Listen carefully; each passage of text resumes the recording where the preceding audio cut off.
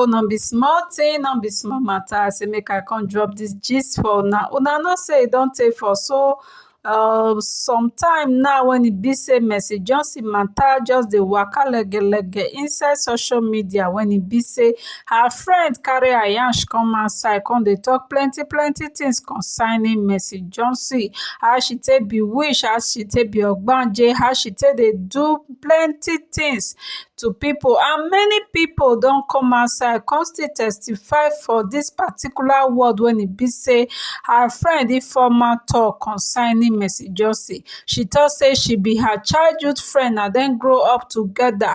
So she even mention one oda actress name wey dem dey call Uche Ogbodo, abi if I no pronounce di surname well make una no vex. So dis mata she tok say she ready for Mercy Johnson and she don come out for Mercy Johnson, say she no go leave Mercy Johnson alone until she open her mouth come outside come confess all di whole bad tin wey e be say she dey do to pipo. And for di last video wey she be say she do put for her Instagram page, she let Mercy Johnson know say dem don finally put bury Junior Pope. I no know di reason why she dey tell Mercy Johnson about Junior Pope. Una know say one rumour come outside come dey talk say Mercy Johnson dey among di pipo wen e be say e dey inside di boat. One guy wey dey among dem na im mention Mercy Johnson name. So although dem don rectify dat mistake, dat issue, say Mercy Johnson e no dey inside boat, Mercy Johnson no even act film, she no even near Asaba at dat particular moment wen e be say everytin wen e happen take happen. So right now be say di one wey come be say like dis come shock me pass for all dis mata wen dis Ifeoma dey talk about na Mercy Johnson biological mama. She don come outside come talk her own part of di mata o, my pipo, no be small tin. Una remember Mercy Johnson mama na, wen e tok say na she born Mercy Johnson. We all know say Mercy Johnson mama come from Cameroon. She use her own mouth talk am and Mercy Johnson no talk say no. So Mercy Johnson mama at dat particular time, una know say we drag dis mata, dey drag am for social media wen e be say many pipo come outside come dey beg Mercy Johnson to forgive her real mama wen e be say e born her. Di one wen e be say e kpai na di mama wen e be say e raise her up, e carry her, no be Mercy Johnson real mama be dat.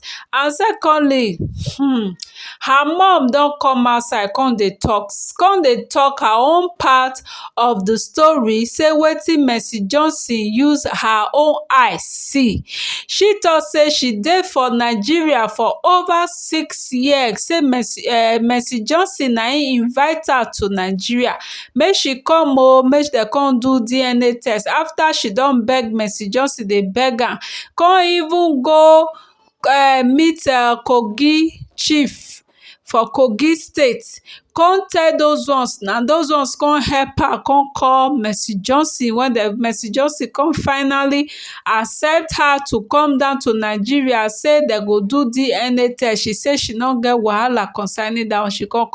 Wetin she dey try to make us to understand be say Mercy Johnson, if im be say dem dey talk all those tins concerning her, im say na her daughter, na she born am o, say but no be she bring her up. Something happen of which the story most of us we don hear about the story, the reason why she no bring Mercy Johnson up. Something come up when e come be say e come leave Mercy Johnson, but ever since then e dey try to unite with im pikin. No be say because say of money or because of any other thing, she just want to unite with im pikin. E say but Mercy Johnson dey give her deaf ear, say if all those tins wey e be say dem dey talk concerning her pikin, if her pikin after all the begging, e say Mercy Johnson tell her say make she come down to Nigeria, she use transport come down to Nigeria. Mercy Johnson no give her where to sleep, e no give her food, nothing. Even the date when e be say dem plan say dem wan come do the DNA test, na Mercy Johnson na im say make she go there. Say on getting to that place, Mercy Johnson no show up for the DNA test. She only send her husband with some other people. Na dem come for that DNA test. At the end of the day, na question dem come dey ask her question. The husband talk say he no know am, no be him pay money to, who you be, or many questions. At the end of the day, the DNA test when e be say Mercy Johnson promise her when he make her comot for Cameroon come down to Nigeria, dem no do the DNA test. Up till date, up till now, Mercy Johnson no forgive am. Mercy Johnson no even dey call am. So he say she no dey surprised. E come be like say Mercy Johnson e heart na stone. Say she no get the heart of forgiveness.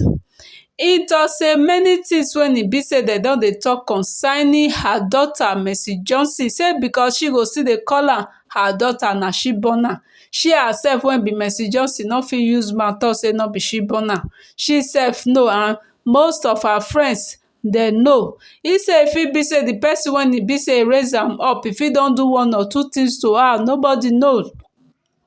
So all this matter for her own part of it to say Mercy Johnson no be person when e be say she dey forgive quick. E say because this thing don tey, even till when e dey for Nigeria, whether e go chop o, where e sleep o, say Mercy Johnson no wan dey call am concerning all those matter. So right now be say Mercy Johnson mama and Angela Okorie and Mrs. Ifeoma don join hand together.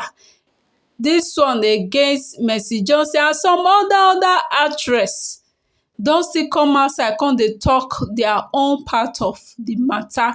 Like this now, Mercy Johnson need to come outside come clear her name comot for all these people mouth. My people, make I bring gist come for now.